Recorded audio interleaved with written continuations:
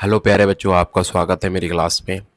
यहाँ जो मैं पढ़ा रहा हूँ संविधान की क्लास ले रहा हूँ और संविधान में जो मैंने अब तक करा दी है क्लास, काफ़ी क्लासेस करा दिए हैं मैंने।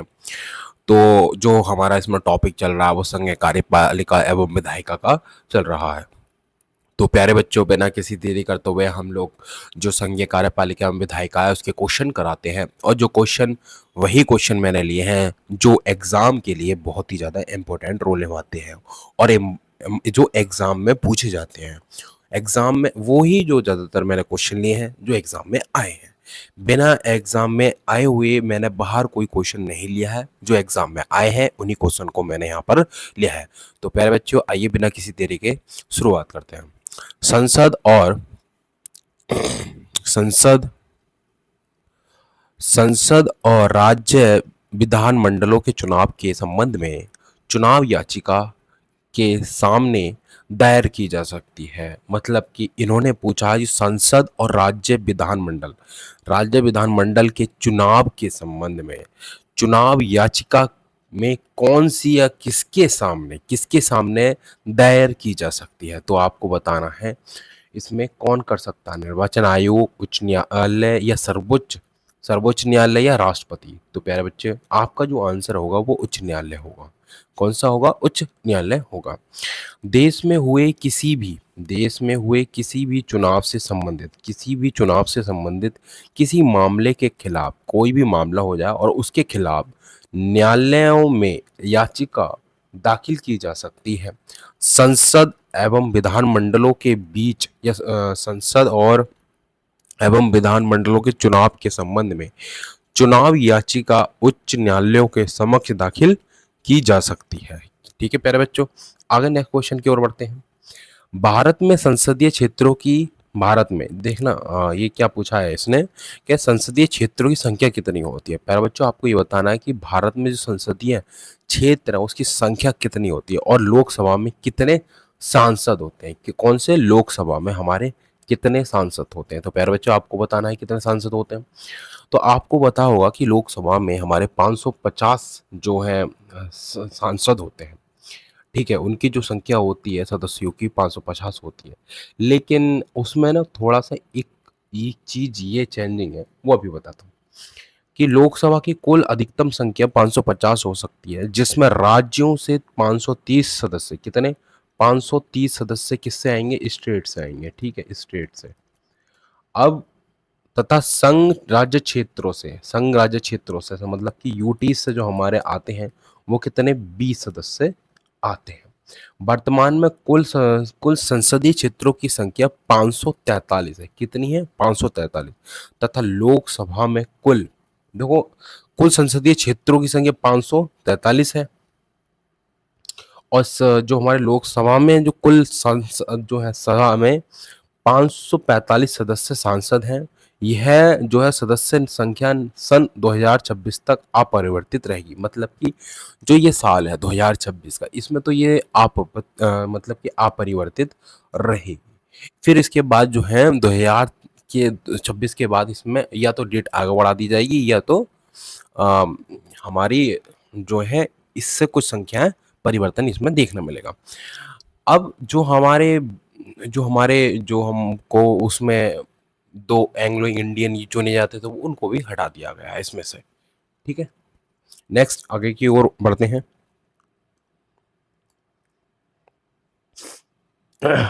संसद की कार्यपालिका के संसद की कार्यवाही के संबंध में कार्यवाही के संबंध में निम्न में से कौन सा सही है। तो आप मैंने बताना संसद की कार्यवाही के संदर्भ में निम्नलिखित में से कौन सा सही है। सदन को संसद की बहस और कार्यवाही के प्रकाश पर रोक लगाने का अधिकार। नंबर 2, सदन को संसद की गैलरियों कह रहा हूँ, गैलरियों में गैर सदस्यों और अतिथियों के प्रवेश पर, जो हमारे गैलरियों में गैर सदस्यों और अतिथियों के प्रवेश पर किसी भी वक्त रोक लगाने का अधिकार है। तो प्यारे बच्चों, आपको इसमें से बताना कि कौन सी दोनों ऑप्शनों में से कौन सा सही है। क्या संसद में संसद की बहस और कार्यवाही के प्रकाशन पर रोक लगाने का अधिकार है? इस संसद की कार्यवाही के संदर्भ में निम्नलिखित में कौन-सा आपको सही बताना है? तो सदन को संसद की गैलरियों में गैर सदस्यों और अतिथियों के प्रवेश पर किसी भी वक्त रोक लगाने का अधिकार है। तो प्यारे बच्चों, आपको बताना होगा कि सदन को संसद की बहस और कार्यवाही के प्रकाशन पर रोक लगाने का अधिकार है। ठीक है प्यारे बच्चों, सदन को संसद की गैलरियों में गैर सदस्यों और अतिथियों के प्रवेश पर किसी भी वक्त रोक लगाने का अधिकार है। तो प्यारे बच्चों, आपका आंसर आना चाहिए हाँ, किसी भी वक्त रोक लगाने का अधिकार है। संविधान में संसद को कुछ विशेषाधिकार और उन्मुक्तियां प्राप्त होती हैं, मतलब शक्तियां प्राप्त हैं, जो संसद के दोनों सदनों और इनकी समितियों समितियों को इनके सदस्यों को प्राप्त होते हैं। संसद अपनी रिपोर्ट, वाद विवाद और कार्यवाही को प्रकाशित करने और अन्यों को इससे प्रकाशित न करने देने का भी अधिकार है। 1978 के 44वें संविधान संशोधन ने सदन की पूर्व अनुमति बिना संसद की कार्यवाही, सही रिपोर्ट के प्रकाशन की प्रेस की स्वतंत्रता को पुनर्स्थापित किया गया है, किंतु यह सदन की गुप्त बैठक के मामले में लागू नहीं होता है। यह अपनी कार्यवाही से अतिथियों को बाहर कर सकती है। कुछ आवश्यक मामलों में विचार विमर्श हेतु गुप्त बैठक कर सकती है।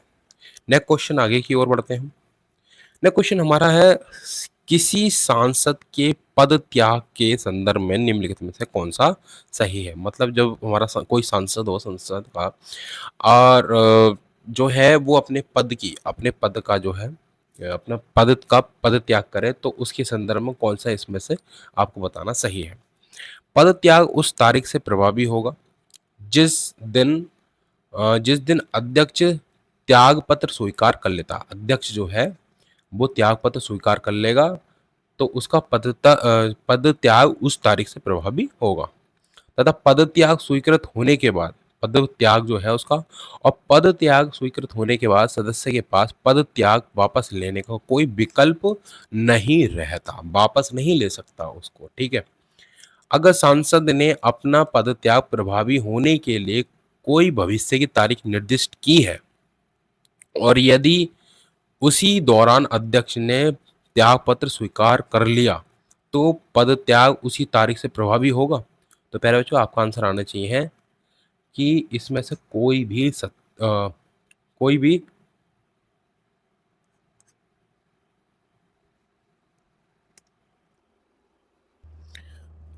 प्यारे बच्चों, ये ना ऑप्शन यहाँ पे ए बी ये गलत कर रखे हैं, मतलब कि यहाँ सी आना चाहिए था, यहाँ बी, मतलब कुछ भी कह सकते हो, ए बी ऐसा कर लो या ऐसा कर लो, थोड़ा सा कन्फ्यूज़न कर दिया मेरे को भी। इसका जो आंसर है वो हमारा ऑप्शन सी है, मतलब कि इसमें से सिर्फ एक ही हमारा ऑप्शन ए है, जो ये है हमारा वही ऑप्शन सही है, बाकी ये दूसरा जो है वो बिल्कुल नहीं है। मतलब कि पद त्याग उस तारीख से प्रभावी होगा जिस दिन अध्यक्ष त्याग पत्र स्वीकार कर लेते हैं। ठीक है, और तथा पद त्याग स्वीकृत होने के बाद सदस्य के पास त्याग पत्र वापस लेने का कोई विकल्प नहीं रहता। इसमें एक जो दूसरा ऑप्शन है इसलिए भी थोड़ा सा गलत हो जाता है कि इसने कहा सांसद ने अपना पद त्याग प्रभावी होने के लिए कोई भविष्य की तारीख निर्दिष्ट की है। ये चीज जो लाइन है वो थोड़ी इसने, मतलब कि ये जो लाइन है ये गलत है। ठीक है, संविधान में ऐसा कोई प्रावधान नहीं है। देखो थोड़ा आके एक्सप्लेन करते हैं थोड़ा सा इसमें। भारतीय संविधान के अनुसार किसी सांसद द्वारा पद त्याग करने हेतु आवेदन करने पर पद त्याग उस तारीख से प्रभावी होगा जिस दिन अध्यक्ष पद त्याग जो है स्वीकार कर लेते हैं। त्याग पत्र स्वीकृत होने के बाद सदस्य के पास त्याग पत्र वापस लेने का विकल्प नहीं रहता। सांसद को अपना पद त्याग प्रभावी होने के लिए भविष्य की तारीख निर्दिष्ट करने का विकल्प का संविधान में कोई प्रावधान नहीं है। तो इसलिए ये ऑप्शन हमारा गलत हो जाता है। नेक्स्ट क्वेश्चन की ओर बढ़ते हैं। वर्ष 2014 में संसद में प्रस्तुत किए गए दिव्यांगजन अधिकार विधेयक के संदर्भ में निम्नलिखित में से कौन सा सही है? तो प्यारे बच्चों, आपको बताना है कि 2014 में संसद में प्रस्तुत किए गए दिव्यांगजन अधिकार विधेयक के संदर्भ में निम्नलिखित में कौन सा अधिकार सही है? आपको ऑप्शन ए या ऑप्शन बी, आप में से दोनों को बताना है। तो न्यूनतम 40% दिव्यांगता से प्रभावी लोगों के लिए कुछ सुविधाएं उपलब्ध होंगी, ठीक है, जैसे कि शिक्षा, रोजगार, आरक्षण, सरकारी योजनाओं में वरीयता आदि, ठीक है। ऑप्शन बी, यह विधेयक दिव्यांगों को कुछ अधिकार प्रदान करता है, ठीक है, दिव्यांगों को अधिकार प्रावधान करता है, प्रदान करता है, जैसे सभी सार्वजनिक भवनों, अस्पतालों, यातायात के माध्यम, निर्वाचन केंद्रों में दिव्यांग अनुकूल प्रवेश व्यवस्था स्थायी इत्यादि होती है। मतलब कि इनमें से आपको बताना है कि इन दोनों बातों को आपने पढ़कर आप बताइए कि कौन सा सही है। तो आपका आंसर होगा अभी 40% जो है हमारा न्यूनतम दिव्यांगता से प्रभावी लोगों के लिए कुछ सुविधाएं उपलब्ध होंगी, जैसे कि शिक्षा, रोजगार, आरक्षण, सरकारी योजना, दोनों, मतलब कि ये सारी बातें सही हैं।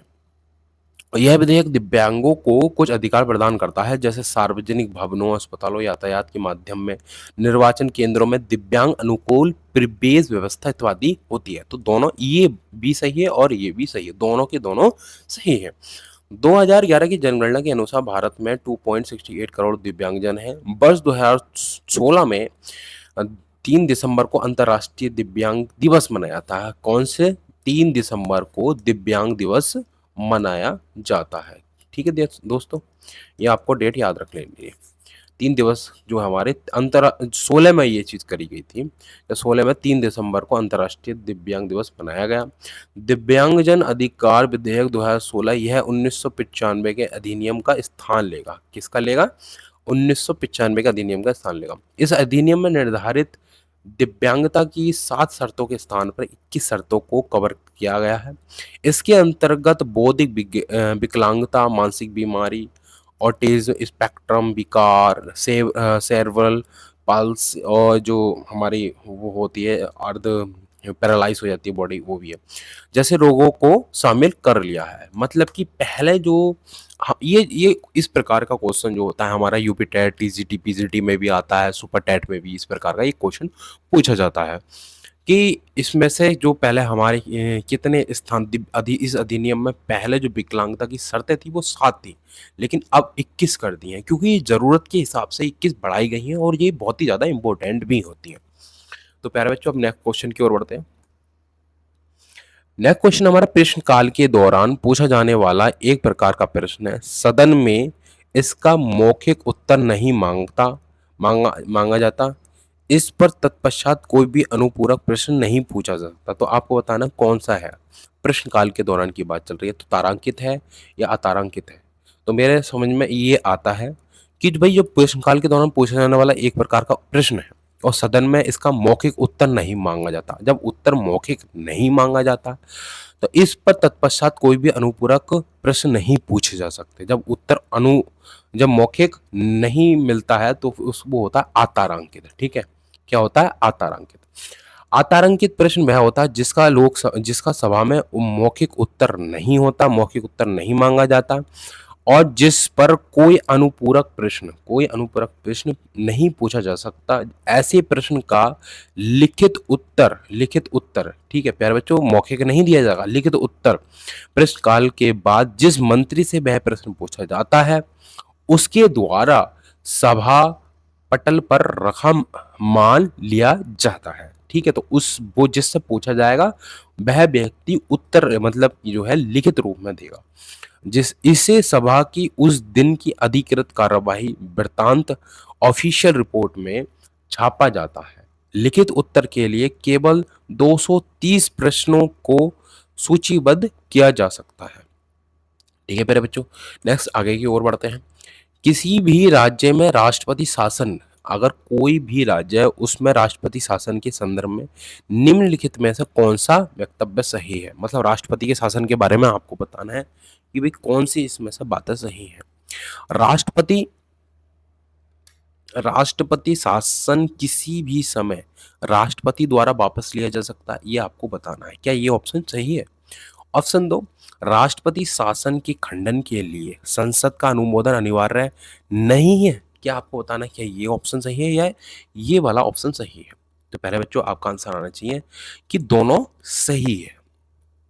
ठीक है, किसी राज्य में राष्ट्रपति शासन के संदर्भ में हमारा राष्ट्रपति शासन किसी भी समय राष्ट्रपति द्वारा वापस लिया जा सकता है। ऑप्शन दो, राष्ट्रपति शासन के खंडन के लिए संसद का अनुमोदन अनिवार्य नहीं है। अनुच्छेद 356 के अनुसार हमारा राष्ट्रपति लागू किया जाता है और उसकी कुछ शर्तें अनुच्छेद 356 में है। प्यारे बच्चों, अब नेक्स्ट आगे की ओर बढ़ते हैं। विदेशी भूमि में तैनात है। विदेशी भूमि मतलब कि फॉरेन कंट्री में जो हमारे राजदूत होते हैं, ठीक है, फॉरेन कंट्री में जो हमारे राजदूत होते हैं, जिस प्रकार से वो कार्य करते हैं उस देश में, उसकी भूमि पर, तो उच्चायुक्त का प्रतिनिधित्व करते हैं। तो किसका करते हैं? आपको मंत्रिमंडल का करते हैं, प्रधानमंत्री का करते हैं, संसद का करते हैं, राष्ट्रपति का करते हैं। तो किसका प्रतिनिधित्व करते हैं? हमारे राष्ट्रपति का प्रतिनिधित्व करते हैं। भारतीय संघ का संवैधानिक प्रमुख, भारतीय संघ का संवैधानिक प्रमुख होने के नाते राष्ट्रपति विदेशी क्षेत्र में भारत का प्रतिनिधित्व करता है। भारत का प्रतिनिधित्व कौन करता है? हमारा राष्ट्रपति करता है। वह विदेश में स्थित भारतीय दूतावासों के लिए राजदूतों व कूटनीतिक प्रतिनिधियों की नियुक्ति करता है। क्या करता है? वह भारतीय दूतावास के लिए राजदूतों और कूटनीतिक प्रतिनिधियों की नियुक्ति करता है। कौन करता है? विदेशों में हमारे राष्ट्रपति करता है। इसके अलावा विदेशों के राजदूतों व और कूटनीतिक प्रतिनिधियों के प्रमाण पत्र को स्वीकार भी करता है। इसका कार्य स्वीकार करना भी है। इसके अलावा विदेशों में संधि समझौते भी राष्ट्रपति के नाम पर ही किए जाते हैं। जो जिस प्रकार के संधि हमारे प्रधानमंत्री करते हैं या विदेश मंत्री जाकर करते हैं, तो वो किसके नाम पर होते हैं? वो राष्ट्रपति के नाम पर किए जाते हैं। जितने भी संवैधानिक समझौते हुए, संधि हुई, वो सारे के सारे राष्ट्रपति के नाम पर किए जाते हैं। तो प्यारे बच्चे, आइए नेक्स्ट क्वेश्चन की ओर बढ़ते हैं। नेक्स्ट क्वेश्चन हमारा, किसके तत्वावधान में भारत के राष्ट्रपति शपथ ग्रहण करते हैं? तो आपको बताना किसके समक्ष, इस प्रकार से कह सकते हैं, किसके समक्ष हमारे राष्ट्रपति जो है अपने पद की शपथ ग्रहण करते हैं। ठीक है। राष्ट्रपति पद धारण करने से पूर्व राष्ट्रपति को एक निर्धारित प्रपत्र पर क्या नाम है, भारत के मुख्य न्यायाधीश अथवा उनकी अनुपस्थिति में, भारत के प्रपत्र पर भारत के मुख्य न्यायाधीश और उनकी अनुपस्थिति में उच्चतम न्यायालय के वरिष्ठतम न्यायाधीश के सम्मुख शपथ लेनी पड़ती है। किसके सम्मुख शपथ लेनी पड़ती है? ऑप्शन बी हमारा राइट आंसर है, भारत के मुख्य न्यायाधीश। नेक्स्ट आगे की ओर बढ़ते हैं। निम्नलिखित में से कौन सा संविधान द्वारा स्थापित एक प्राधिकरण है? कौन सा हमारा संविधान द्वारा स्थापित एक प्राधिकरण है जो भारत की सभी राज्य सरकारों की प्राप्तियों और व्यय की लेखा परीक्षा करता है? तो प्यारे बच्चों, आपको बताना है कि निम्न में से कौन सा संविधान द्वारा स्थापित एक प्राधिकरण है जो भारत की सभी राज्य सरकारों की प्राप्तियों और व्यय की लेखा परीक्षा करता है? तो आपको बताना इनमें से कौन सी समिति है। तो प्यारे बच्चों, आपको मैंने बताया, लोक लेखा समिति भी बताई थी, केंद्रीय सतर्कता आयोग बताई थी, भारतीय लेखा परीक्षा एवं लोक सेवा भी होती है, भारत के नियंत्रक एवं महालेखा परीक्षक। अब प्यारे बच्चों, ये जो समिति है, लोक लेखा समिति, अब इसने पूछा भाई कि कौन सा संविधान द्वारा स्थापित एक प्राधिकरण है, कौन सा एक व्यक्ति है, कौन सा प्राधिकरण है जो भारत की सभी राज्यों सरकारों की प्राप्तियों और व्यय की लेखा परीक्षा करता है। इससे समिति नहीं पूछी इस टाइम, तो हमसे क्या पूछा? भारत के नियंत्रक एवं मालिका परीक्षा का पूछा है। तो भारत के नियंत्रक एवं मालिका परीक्षा होते हैं जिसको बोलते हैं हम कैग ऑफिसर। क्या बोलते हैं हम इसको? CAG officer. ठीक है, क्या बच्चे, क्या बोलते हैं? CAG officer. भारतीय संविधान के अनुच्छेद 148 के अंतर्गत, ठीक है, 148 से 151 तक नियंत्रक एवं मालिका परीक्षा का वर्णन करता है। यह भारत तथा प्रत्येक राज्य एवं प्रत्येक संघ राज्य क्षेत्र की संचित निधि से किए गए हैं, सभी व्यय विधि के अधीन हुए हैं या नहीं। इस बात की पुष्टि कौन करता है? तो भारत का जो सार्वजनिक धन का जो संरक्षक होता है वो पुष्टि करता है। प्यारे बच्चों, नेक्स्ट आगे की ओर बढ़ते हैं। उपराष्ट्रपति को पद की शपथ कौन दिलवाता है? तो उपराष्ट्रपति को पद की शपथ कौन दिलवाता है भाई? आपको प्यारे बच्चों बताना है, मुख्य चुनाव आयुक्त पद करवाता है, भारत के राष्ट्रपति करवाता है, भारत के मुख्य न्यायाधीश शपथ दिलवाता है, या भारत के लोकसभा अध्यक्ष करवाते हैं? तो प्यारे बच्चों, आपको पता होगा जो उपराष्ट्रपति अपने पद की शपथ लेता है, भारत के राष्ट्रपति के समक्ष लेता है। संविधान के अनुच्छेद 63 किसके अंतर्गत? 63 के अनुसार भारत का एक उपराष्ट्रपति होगा, ठीक है? क्या होगा? 63 के अंतर्गत भारत का एक उपराष्ट्रपति होगा। क्या होगा? भारत का एक उपराष्ट्रपति होगा, ठीक है प्यारे बच्चों? उपराष्ट्रपति होगा, जो कि राज्यसभा का पदेन सभापति भी होता है। क्या होता है? पदेन सभापति भी होता है। अनुच्छेद 69 के अनुसार उपराष्ट्रपति को पद की शपथ भारत के राष्ट्रपति दिलवाते हैं। क्या करते हैं? भारत के राष्ट्रपति शपथ दिलवाते हैं। कौन से आर्टिकल के तहत? 69 आर्टिकल के तहत हमारे उपराष्ट्रपति पद की शपथ भारत के राष्ट्रपति दिलवाते हैं। उपराष्ट्रपति को अपना पद ग्रहण करने से पूर्व राष्ट्रपति अथवा उसके द्वारा नियुक्त किसी भी व्यक्ति के समक्ष शपथ लेनी पड़ती है, ठीक है? या तो राष्ट्रपति के समक्ष लेगा, या राष्ट्रपति के द्वारा जो नियुक्त कोई व्यक्ति होगा उसके समक्ष उपराष्ट्रपति को शपथ लेनी पड़ती है।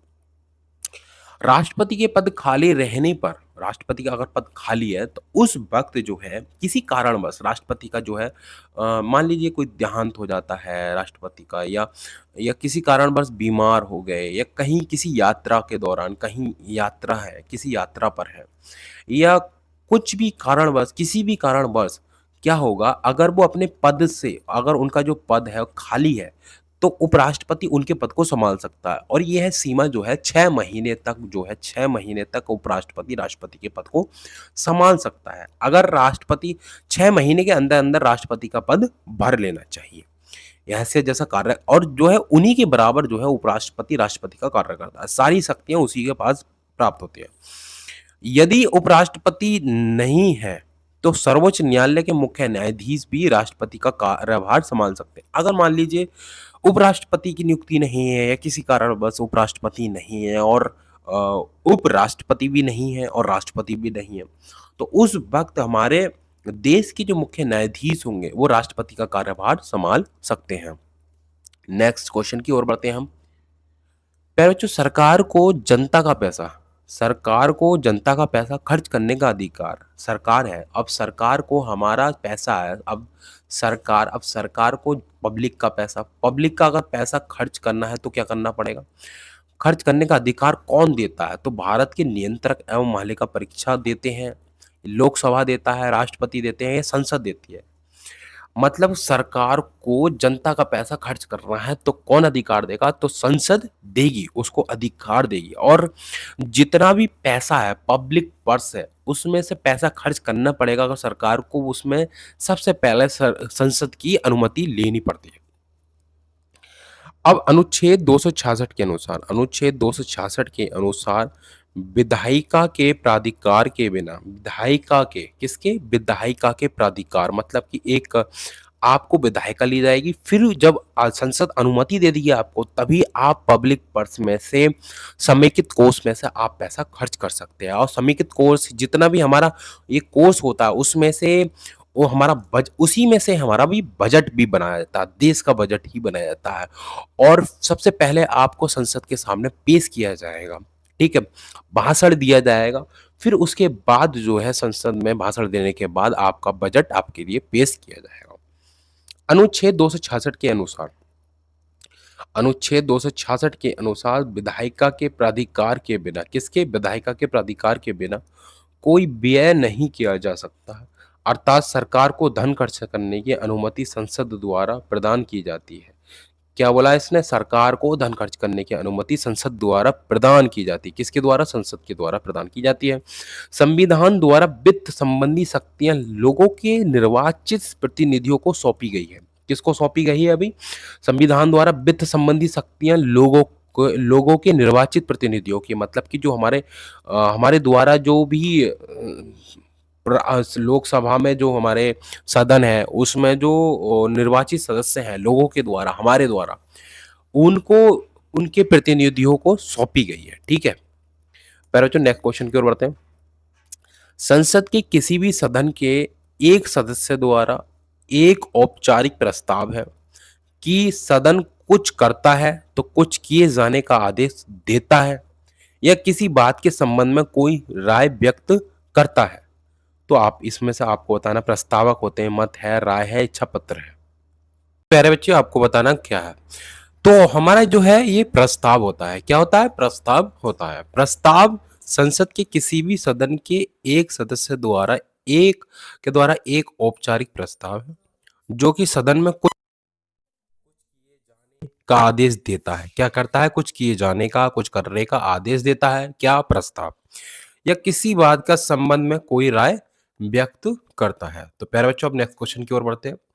भारत के नियंत्रक एवं महालेखा परीक्षक एक है। कौन है भाई? वो जो भारत का नियंत्रक एवं परीक्षक क्या ऑफिसर होता है वो क्या है? मतलब कि संवैधानिक निकाय है, ये संवैधानितर निकाय है या सांविधिक निकाय है या कार्यकारिणी निकाय है? तो प्यारे बच्चों आपको बताना है कौन में। तो प्यारे बच्चों आपको पता है कि संविधान के हमारा संविधान की 148 के अंतर्गत इसका स्थापित या निरूपित किया जाता है ये। तो ये एक संवैधानिक निकाय है। क्या है प्यारे बच्चों? संवैधानिक निकाय है। और इस संवैधानिक निकाय के अंतर्गत हमारा इसको कार्य दिए जाते हैं। भारतीय संविधान के अनुच्छेद 148 में नियंत्रक और महालेखा परीक्षा से संबंधित बातें बताई गई हैं। भारत के नियंत्रक और महालेखा परीक्षा के एक संवैधानिक निकाय है जिसे राष्ट्रपति द्वारा 6 वर्ष के लिए नियुक्त नियुक्त किया जाता है। वह 6 वर्ष अथवा 65 वर्ष की आयु प्राप्त करने तक अपना पद धारण करता है। ठीक है, किंतु वह किसी भी राष्ट्रपति को अपना त्याग पत्र दे सकता है। इसको नहीं उस इसको उन्हीं आधारों पर हटाया जा सकेगा जिस रीति से जिन आधारों पर उच्चतम न्यायालय के न्यायाधीशों को हटाया जाता है। मतलब कि अगर इस नियंत्रक महालेखा परीक्षा को हटाया जाएगा तो इसको उन्हीं आधारों पर हटाया जाएगा, उसी तरीके से हटाया जाएगा जैसे कि उच्चतम न्यायालय के न्यायाधीश को हटाया जाता है। वह अपने पद से सेवानिवृत्त होने के पश्चात भारत सरकार या किसी राज्य सरकार के अधीन कोई पद धारण नहीं कर सकता। मतलब कि जब वह अपने पद से जब अपने सेवानिवृत्त हो जाएगा अपने पद पर, तो वह भारत सरकार या किसी राज्य के अधीन कोई पद धारण नहीं करेगा। ठीक है, मतलब कोई और पद धारण नहीं करेगा, इसका कहने का मतलब ये है। तो प्यारे बच्चों अब नेक्स्ट क्वेश्चन की ओर बढ़ते हैं। नेक्स्ट क्वेश्चन हमारा मंत्रिमंडल सचिवालय में किस का गठन किया गया है ताकि सरकारी नौकरी और निजी दोनों क्षेत्रों में ठप पड़ी निवेश परियोजनाओं पर नजर रखी जा सके तथा उनके कार्यान्वयन में आ रही बाधाओं को जल्द से जल्द दूर किया जा सके।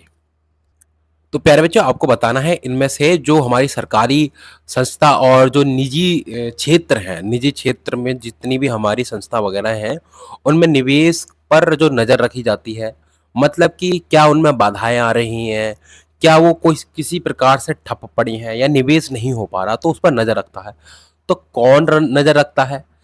परियोजना संवर्धन योजना, राष्ट्रीय सूचना विज्ञान केंद्र, ठीक है, इसे बोलते हैं पीपीपी और इसे बोलते हैं एनआईसी, और राष्ट्रीय परियोजना अनुवीक्षण दल मतलब कि एनपीएमजी। ठीक है, या परियोजना अनुवीक्षण दल पीएमजी।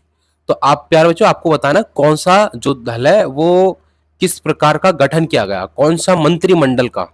ठीक है, इसमें से आपको बताना। तो प्यारे बच्चों आपको मालूम होगा कि परियोजना अनुवीक्षण दल कौन सा होता है? पीएमजी। ठीक है, परियोजना अनुवीक्षण दल का गठन 2013 में कैबिनेट सचिवालय के अंतर्गत किया गया था। यह बड़े सार्वजनिक निजी और सार्वजनिक निजी भागीदारी परियोजनाओं के निर्माण हेतु मंजूरी की फास्ट ट्रैकिंग और उन्हें शीघ्र चालू करने की सहित विभिन्न मुद्दों को हल करने के लिए एक संस्थागत तंत्र है। पीएमजी 14 सितंबर 2015 से प्रधानमंत्री कार्यालय पीएमओ के अंतर्गत कार्य कर रहा है। ठीक है प्यारे बच्चों, नेक्स्ट क्वेश्चन की ओर बढ़ते हैं। मंत्रिमंडल द्वारा हस्ताक्षर एवं संपुष्टि के लिए किसी भी समझौते या संधि सहमति ज्ञापन को अनुमोदन हेतु आगे बढ़ाने से पहले कौन सा मंत्रालय उसके पाठ का निरीक्षण करके उसे पारित करता है? तो आपको इसमें से बताना है कि विदेश मंत्रालय करता है, रक्षा मंत्रालय कर रहा है, गृह मंत्रालय करता है या कानून मंत्रालय करता है। तो बताइए कौन सा मंत्रालय करता है? या किसी समझौते या संधि पर सहमति बढ़ाने के लिए, ज्ञापन करने के लिए कौन अनुमोदन जो करता है, और उसके पार्ट का निरीक्षण कौन करता है? आपको प्यारे बच्चे बताना है इसमें। तो भाई हमारा जो ऑप्शन ए है, विदेश मंत्रालय। कौन सा? विदेश मंत्रालय किसी भी समझौते या संधि को, उसका जो निरीक्षण करता है वो करता है विदेश मंत्रालय।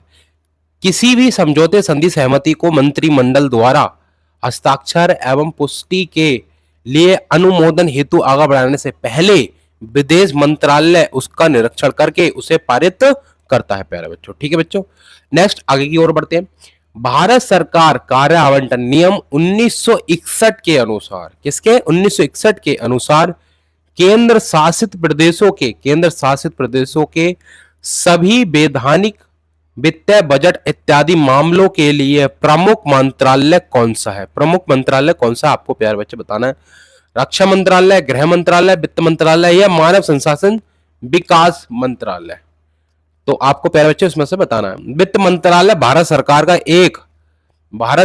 का एक महत्वपूर्ण मंत्रालय है। कौन सा? वित्त मंत्रालय। ठीक है, यह स्थानीय निधि, लेखा परीक्षा, राष्ट्रीय बचत, लॉटरी, बीमा और कोषागार निदेशालय पर प्रशासनिक नियंत्रण रखता है। कौन सा? हमारा वित्त मंत्रालय जो है। कौन सा? वित्त मंत्रालय। मंत्रालय विभिन्न राज्यों के लिए, मंत्रालय जो है हमारा वित्त मंत्रालय विभिन्न राज्यों के लिए संसाधनों के स्थानांतरण सहित सरकार के व्यय को, सरकार के जो व्यय होता है, स्टेट की जो व्यय है, ठीक है, और नियंत्रित करता है। यह देश के सभी वित्तीय लेन देन निगरानी के लिए नोडल केंद्र, यह कराधान, वित्तीय कानून, वित्तीय संस्थानों और पूंजी बाजार, केंद्र तथा राज्यों का वित्त और केंद्रीय बजट से जुड़े मामले देखता है। वर्तमान में निर्मला सीतारमण भारत की वित्त मंत्री है। कौन है? भारत की वित्त मंत्री है। कौन है?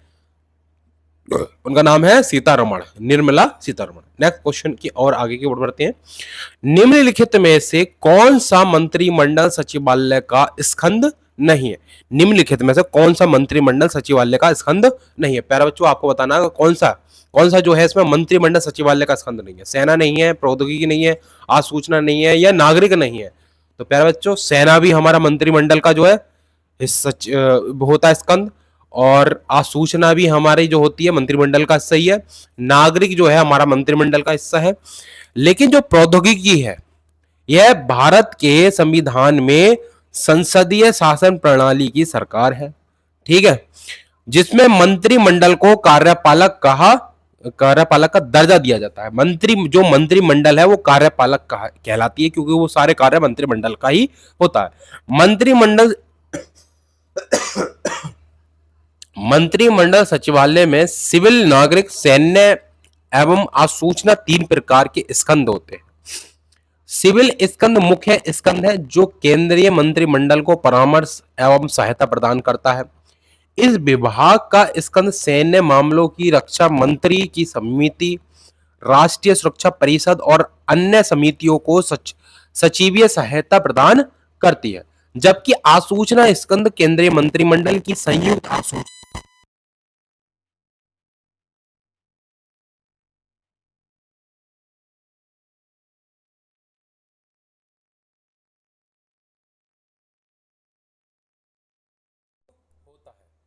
संसद जो है, संसद सत्र किससे आरंभ होता है? ये प्यारे बच्चों आपको बताना है।